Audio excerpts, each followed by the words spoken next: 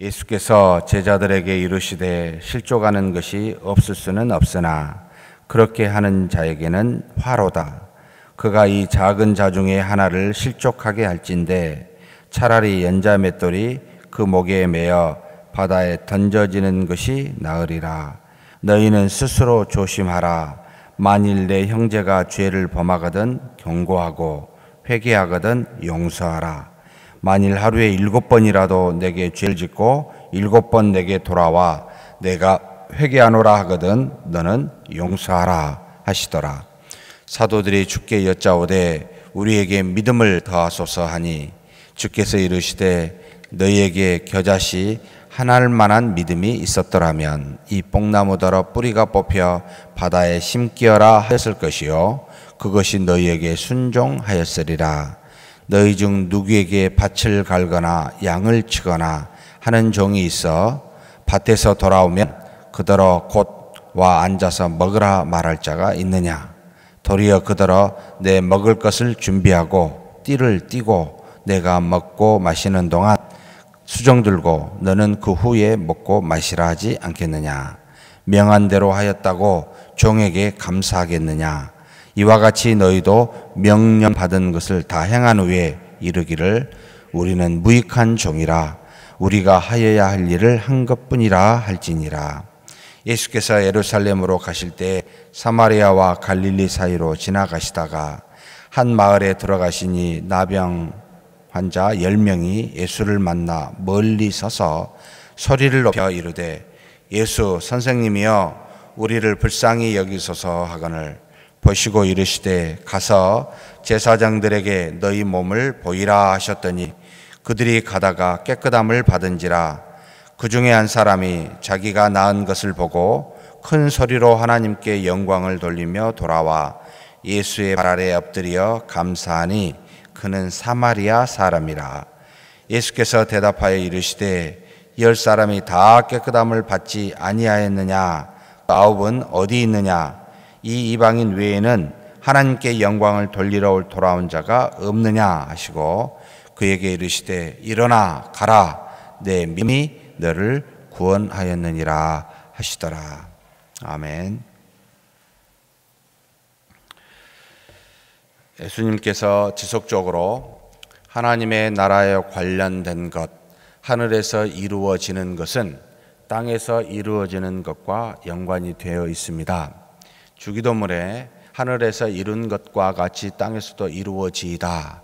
하나님께서 모든 구원의 계획을 이미 창세 전에 만물을 만드시기 전에 작정하시고 모든 것을 계획하셨습니다.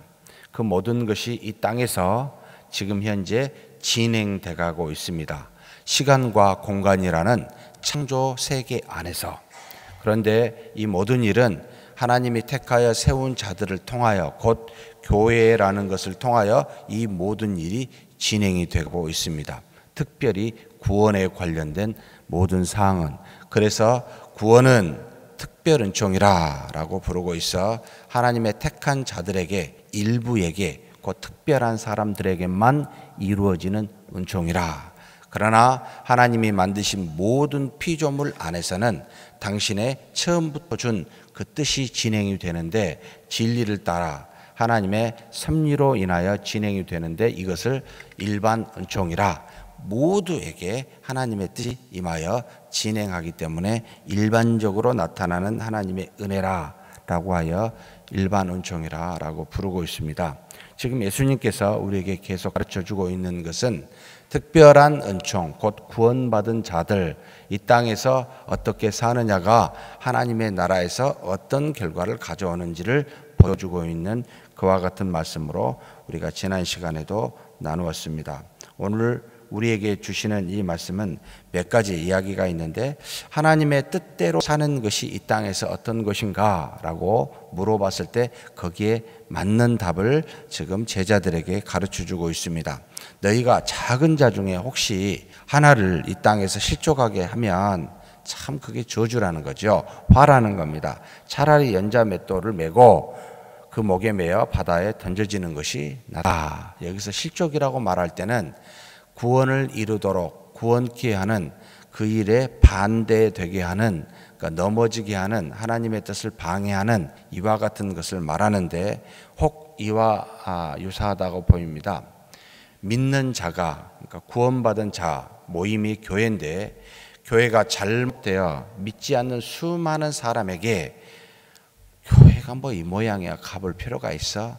그리고 이제 나와서 믿음의 생활을 하는 사람에게 교회를 떠나게 하는 일들, 이와 같은 것들이 실족해 하는 것이라고 보면 됩니다. 우리가 무언가를 잘못하여 믿음이 연약한 또는 전혀 우리가 알 수 없는 상관없는 사람들에게 하나님을 욕되게, 하나님이 없다, 아니 우리로 하여금 하나님이 나타나지 않는 영광이 없다고 생각하게끔 하는 모든 것들, 그래서 교회에서 곧 믿음에서 돌이키게 하여 넘어지게 하는 일들, 이와 같은 일들을 하는 사람이 있습니까? 안 할 수는 없을 것이다. 그런데 그런 사람이 있다면 이 사람은 차라리 육체의 생명을 빨리 죽는 것이, 그 생명이 없어지는 것이 더 낫다라고 가르치고 있습니다. 참 무서운 이야기죠. 사랑하는 성도 여러분, 우리가 어떤 사람에게 육체적 손실을 주는 것은 그래도 괜찮습니다만 영적으로 어떤 부분에 대해서 넘어지게 한다면 여러분 정말 엄청난 화가 있습니다. 그래서 선생이 많이 되지 말라라고 말한 이유는 혹 그 사람으로 인하여, 가르침으로 인하여 또는 행함으로 인하여 여러 사람에게 화를 주게 되고 문제를 크게 상처를 주게 되어 실족하게 되면 안 되기 때문에 사랑하는 성도 여러분, 여기 계신 저와 여러분은 정말 각별히 주의해야 됩니다. 우리가 지은 범죄, 이것이 중요한 것보다 우리가 다른 사람을 혹시 실족해 하는 건 아닌지를 여러분 굉장히 조심하셔야 됩니다. 이 부분이 우리에게 화가 될 수 있기 때문에 그렇습니다. 그러니 작은 자 중 누구더라도 실족하지 않도록 애써야 됩니다. 그러니 교회에 왔었을 때 가장 먼저 돌아봐야 될 사람은 누구겠습니까? 작은 자입니다. 믿음이 연약한 자입니다. 새로운 사람들입니다. 정말 새신자들에게 여러분 관심을 가지셔야 됩니다. 그런 사람들은 우리를 보고 하나님을 봅니다. 우리가 잘못하면 하나님이 없다라고 생각을 하게 되고, 우리가 하나님의 영광을 드러내면 하나님이 아님에도 불구하고 하나님이 살아계신다라고 느끼는 어린 아이와 같은 사람들입니다. 그러니 빵과 떡과 사탕을 가지고 엄마가 계시다, 아빠가 계시다라고 생각하는 그와 같은 어린 믿음의 사람들을 여기 계신 기존의 어른들은 돌아보셔야 돼요. 기존에 계신 분들은 안 돌아보셔도 돼요. 정말 이런 분들이 넘어지지 않도록 하셔야 됩니다. 누가 나에게 욕하고 관심 갖지 마십시오. 있습니다. 그런 건. 그런 것에 귀를 기울이지 마시고 눈을 집중하지 마시고 연약한 자들을 돌아보셔야 됩니다. 이런 일이 우리 교회 안에 항상 있었으면 좋겠습니다. 그 다음에 형제가 죄를 범하거든 경고하라. 경고라는 말은 우리말로 좀 조금인데 권면하라라는 말이 좀 낫습니다. 파라칼레오라는 말을 썼는데 함께 있어 하나님의 뜻을 알려주라라는 뜻입니다. 죄를 지었습니까? 그 죄에서 돌이키도록 권면하라. 침묵하지 않음이 우리의, 여러분 죄를 지었는데 그것을 비난하면 물론 우리가 잘못됐지만 돌이키도록, 마치 우리 자녀가 잘못하면 그대로 보아 넘기지 않고 그 죄에서 떠나도록 권면을 어떻게든 이야기하게 되지요. 사랑의 마음을 가지고 그렇게 권면하십시오. 침묵하지 마십시오. 그러면 회개했습니다. 어떻게 해야 됩니까? 그러면 기뻐하고 용서하십시오. 그런데 이런 사람이 있습니다. 하루에 7번 죄를 짓고 7번 와서 잘못했다고. 진짜 밉지요. 그죠? 한두 번도 아니고 7번씩이나 잘못해서 잘못했다고 말한, 어떻게 해요? 그래도 용서하라 라고 말합니다. 7번 자신의 말로 잘못했다고 말했다면 그가 진정 돌이키지 않더라도 여러분 용서하십시오.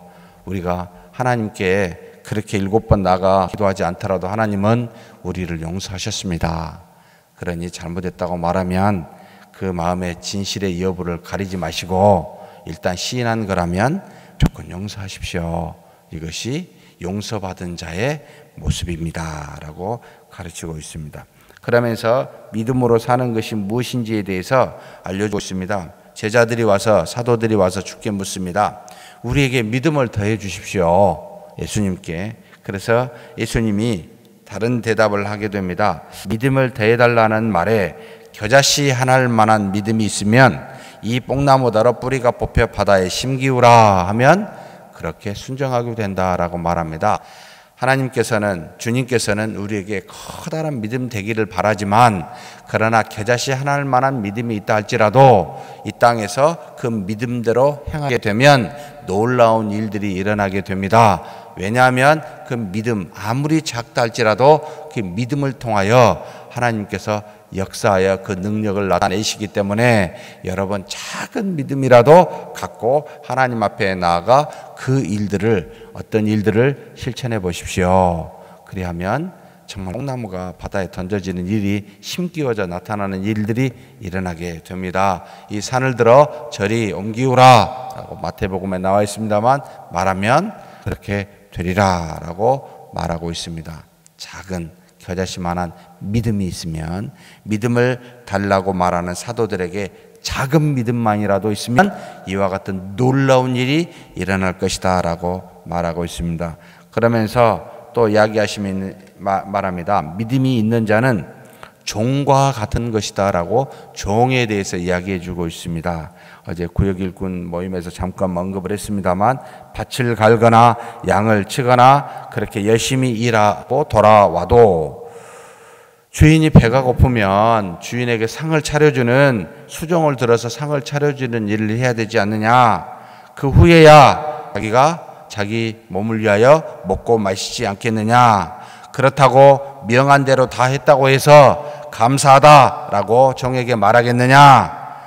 이와 같이 명령받은 것을 행한 후에 우리는 무익한 종입니다. 우리가 마땅히 해야 할 일을 했을 뿐입니다 라고 말하는 것이 종이 아니겠느냐. 바로 믿음 있는 자는 이와 같이 행하더라는 겁니다. 종과 같이 행하더라는 겁니다. 작은 겨자씨만한 믿음도 있으면 하나님의 능력으로 역사하지만, 여러분, 내가 믿음이 있어 믿음대로 행하는 사람이라고 하면 바로 종처럼 행하는 자이다. 주인처럼 행하지 않는다는 거죠.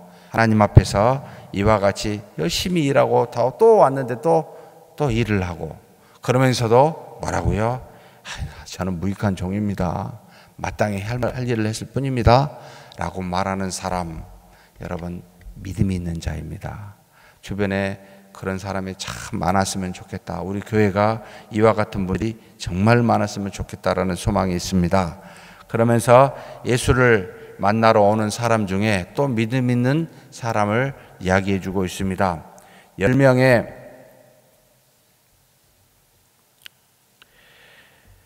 나병 환자가 있었습니다. 예수님께서 예루살렘으로 가는 길에 바로 갈릴리하고 사마리아, 다시 말하면 예루살렘에서 멀리 떨어져 있는 바로 예수님의 고향에서 이제 사마리아를 거쳐 예루살렘으로 가게 되는데, 그 마을 중에 하나 들어가게 됩니다. 그 중에 10명의 나병 환자가 왔습니다. 그러면서 예수님께 가까이 오지 못하고 멀리서 말을 합니다. 뭐라고 이야기하죠? 선생님이여, 예수 선생님이여, 우리를 불쌍히 여기소서라고 이렇게 말을 하게 됩니다. 그러자 뭐라고 이야기하죠? 너희는 가서 제사장들에게 너희 몸을 보이라 라고 이야기합니다. 이 말을 믿고 그들은 제사장이고 한데 가다가 그 길에서 깨끗함을 받게 됩니다. 그 중에 한 사람이 자기가 나은 것을 보고 하나님께 큰 소리로 영광을 돌리고 다시 예수님께 돌아옵니다. 10명 중에 한 사람, 이 한 사람은 10명 중에 사마리아인이라고 지칭하고 있습니다. 다시 말하면 나머지 9명은 구약의 율법을, 유대교를 잘 믿고 있었던 유대인이라는 뜻이기도 하지요. 예수님의 말씀, 곧 하나님의 말씀 전혀 상관없이 살았던 한 사람, 바로 이 사마리아 사람은 그 자신의 나음을 보고 다시 돌아와 예수의 발 아래 엎드려 감사하니, 바로 그는 사마리아 사람이라. 예수께서 그에게 대답합니다. 10사람이 깨끗해지지 아니하였느냐? 그 9은 어디 있느냐라고 묻습니다. 이 이방인 외에 하나님께 영광을 돌리러 온 자가 없느냐라고 물으십니다.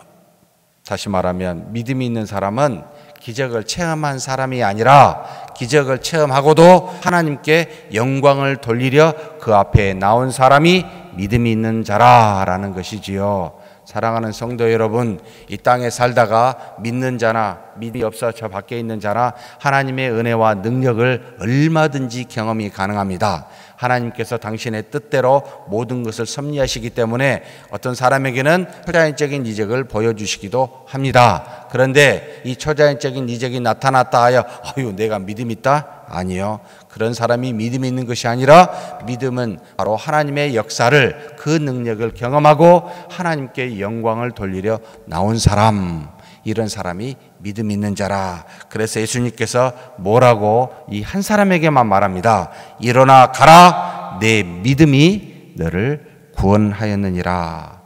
나병환 이 병이 고쳐짐이 믿음이 있는 것이 아니라 바로 고쳐지는 것을 가지고 하나님 앞에 나와 그 영광을 돌렸을 때, 그래서 그 믿음이 병뿐만 아니라 너를 구원하였느니라 라고 그 은혜를 받게 됩니다.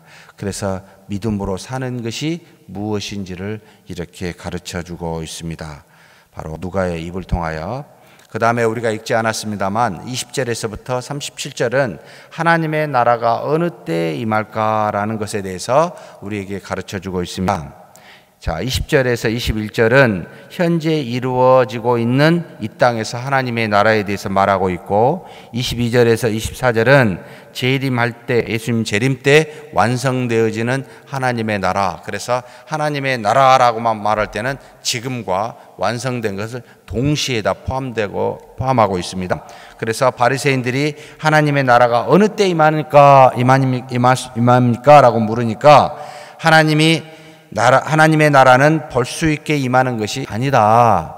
너희가 볼 수 있다고 생각하니 아니다. 볼 수 없다는 것이지요. 여기 있다 저기 있다고도 못합니다. 왜 그렇습니까? 하나님의 나라는 어떻게 해서 이루어집니까? 성령이 우리 안에 내주하심으로 우리의 영과 하나님의 영이 연합하여 우리의 영이 다시 산영이 됨으로 말미암아 하나님의 나라는 이미 우리 안에 도래했기 때문에, 이미 이루어졌기 때문에 여기 있다 저기 있다 하지 말라. 하나님의 나라는 너희 안에 있다. 이미 오셔서 이루어 가고 있습니다.